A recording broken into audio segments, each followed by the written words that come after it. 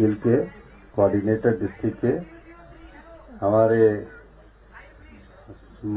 मंच पर विराजमान हमारे डायरेक्टर साहब टूरिज्म के अमित कश्यप जी, सभी सम्मानित मंच पर महानुभाव और इस जुनगा के प्रांगण में सभी उपस्थित हमारे सभी बंधुवर, हमारी माताएं, बहनें, युवा साथी, प्यारे बच्चों, मैं जुनगा को तकरीबन 50 साल से जानता हूं। अक्सर जुनगा आना होता था और कई तो मेरे समय के यहाँ क्लास फेलो भी बैठे हैं।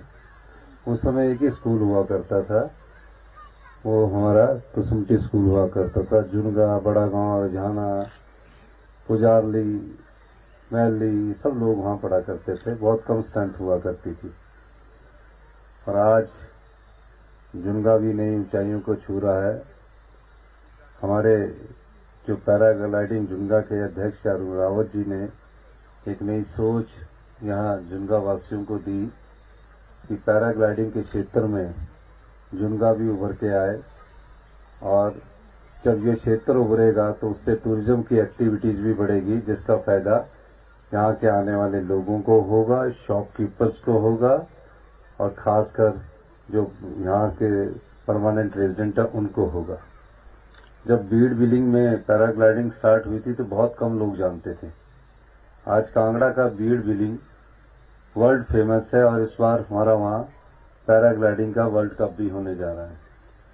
हमारी सरकार की कोशिश है कि टूरिज्म को अधिक बढ़ावा दिया जाए और हमारी सरकार जब से बनी है तब से ये कोशिश रही है कि जो हमारी वातावरण के हिसाब से जो उद्योग यहाँ लगने चाहिए उस दृष्टि से हम आगे आए। तो हमने 2 उद्योगों को चिन्हित किया है, एक टूरिज्म को, एक हाइड्रो को, एक फूड प्रोसेसिंग को, एक आईटी इंडस्ट्रीज को। इन उद्योगों को बढ़ावा देने के लिए हम नीतियों में परिवर्तन कर रहे हैं। लेकिन आप जानते कि हिमाचल प्रदेश में आर्थिक तंगाली थी, 75,000 करोड़ का कर्ज था, 10,000 करोड़ सरकारी कर्मचारियों की लायबिलिटीज थी। सरकार चलाने के लिए और प्रदेश चलाने के लिए धन की बहुत कमी थी, पर हमने किसी न किसी तरह स्थिति को संभाल रहे हैं। उस पर से ये आपदा आ गई और आपदा ने हमारी कमर तोड़कर रख दी। 50 वर्षों में बारिश ने ऐसा तबाही का मंजर पैदा किया, आप कल्पना भी नहीं कर सकते कि कई घर हमारे जो रात को ये उम्मीद भी नहीं थी कि यहाँ कभी लैंडस्लाइड्स होगा, उस लैंडस्लाइड्स के भाव में आ गए और कई परिवार उसमें जिंदा दब गए। मैंने हर क्षेत्र का दौरा किया और 3,500 घर तो हमारे पूरी तरह से नष्ट हो चुके हैं। 16,000 घर, 13,000 घर पार्शली डैमेज हुए हैं या वहाँ जगह रहने लायक ही नहीं है। जो पहाड़ 500-500 मीटर के सीधे बैठ के उसने बहुत बड़ी तबाही हिमाचल प्रदेश में की। मैं हिमाचल की जनता का बहुत धन्यवादी हूँ, खासकर छोटे बच्चों का, जिन्होंने एक भावनात्मक संदेश ये दिया कि उन्होंने अपनी गुल्लक के पैसे भी इस आपदा राहत कोष में हमारे हिमाचल प्रदेश सरकार को दिए। सरकारी कर्मचारियों ने, पेंशन अधिकारियों ने, जिसकी जो भी क्षमता थी उसने आपदा राहत कोष में हमें पैसा दिया और एक पूरे हिमाचल प्रदेश में ऐतिहासिक योगदान हमारे सामने इकट्ठा हुआ। अभी तक 210 करोड़ रुपए हम इकट्ठा कर चुके हैं, जिसकी जो क्षमता थी। सवाल पैसे देने का नहीं है, सवाल उस भावना का है। वो हिमाचल प्रदेश के लोगों की सेवा में कोई कमी नहीं आना देना चाहते, वो उन उजड़े परिवारों को बसाना चाहते हैं, उसमें अपना योगदान में सहयोग करना चाहते हैं, जिन्होंने एक एक पाई जोड़कर अपना घर बनाया था और जब घर उजड़ गया तो उनके पास रहने के लिए जगह नहीं थी। हमने की स्थिति को भांपा। हम केंद्र सरकार से बार बार अनुरोध कर रहे हैं, उनकी तीसरी केंद्रीय टीम आ गई है कि जो हमारा हक बनता है वो हक तो हमें दीजिए, क्योंकि हमने कहा कि इस आपदा को आप राष्ट्रीय आपदा घोषित करें और स्पेशल रिलीफ पैकेज हमको दें। हम विधानसभा में ये सोचकर एक संकल्प लाए कि जो जीते हुए भारतीय जनता पार्टी के विधायक है वो कम से कम इस आपदा की स्थिति में हमारे साथ तो खड़े होंगे, लेकिन वहां भी वो मूक दर्शक बनकर बैठे रहे। और जो सांसद चुनकर गए कांग्रेस के सांसद को छोड़कर, वो देश के प्रधानमंत्री और देश के गृह मंत्री से मिलने से भी गुरेज करते रहे। अगर 50 साल में इतनी बड़ी आपदा आई है और उसमें भी आप हिमाचल की जनता के साथ नहीं खड़े होते हैं, तो आप अंदाजा लगाइए कि वो सिर्फ राजनीतिक रूप से राजनीतिक रोटियां सेक रहे हैं। हमने अपने संसाधनों से 4500 करोड़ रुपए का विशेष पैकेज घोषित किया, जिसमें से 1000 करोड़ मनरेगा के तहत जिनके डंगे गिर गए हैं, दीवारें गिर गई है या कुछ छोटा सा और काम रह गया, उनको 1000 करोड़ रुपया उस पर खर्च करेंगे। और जो 3500 करोड़ रुपया वो हिमाचल प्रदेश की सड़कें, पीने के पानी की योजनाएं, बिजली के कनेक्शन को दोबारा से परमानेंट करने के लिए और घर बसाने के लिए हम खर्च कर रहे हैं। हमने देखा कि पहली बार हिमाचल प्रदेश में राहत शिविरों में रहने को लोग मजबूर हुए।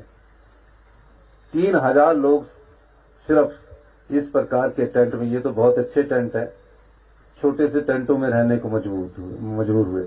हमने उनके लिए कहा कि अगर गांव में मकान लेना चाहते हम 5000 रुपया देंगे, शहर में रहने वाले को हम 10,000 रुपया देंगे। फिर केंद्र सरकार की योजना के तहत जो पैसा आना है, आप जानते होंगे, पंचायत के कई प्रधान भी बैठे होंगे, केंद्र सरकार और राज्य सरकार जो हमारी पिछली सरकार थी वो 1,30,000 रुपया मकान बनाने के लिए देती थी। मैंने अंदाजा लगाया कि 1,30,000 भी तो कभी किसी का वॉशरूम भी नहीं बन पाएगा। हमने उस रकम को अपने संसाधनों से बढ़ाकर 7 लाख रुपया, जिसका मकान पूरी तरह नष्ट हो गया, उसको दिए और कहा कि 280 रुपया आपको प्रति बोरी सीमेंट का मिलेगा और जो पानी का कनेक्शन होगा वो सरकार उपलब्ध करवाएगी, बिजली का कनेक्शन जो होगा सरकार उपलब्ध करवाएगी। ये क्यों किया?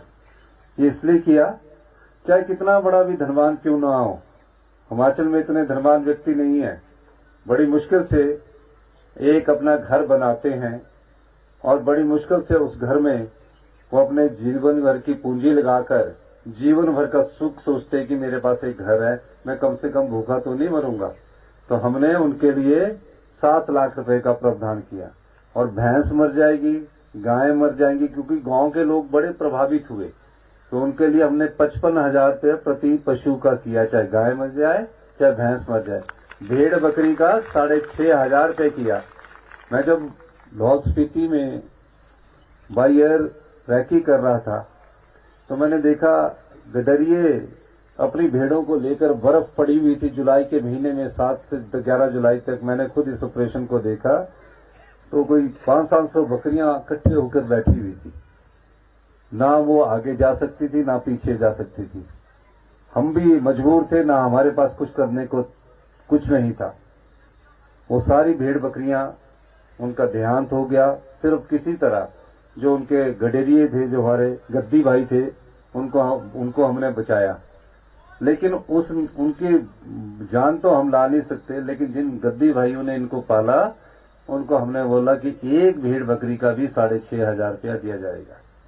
जिसका कच्चा मकान टूट गया, एक और चीज, अब जिसका कच्चा मकान टूट गया गांव में बन जाता है 4-5 लाख से, हमने बोला वो कच्चे मकान में क्यों रहे, फिर हम बोलेंगे तुम कच्चे मकान के लिए इतने पैसे ले लो। हमने बोला उसको भी हम 7 लाख रुपया देंगे ताकि वो पक्के मकान में रहे, अपना बनाए।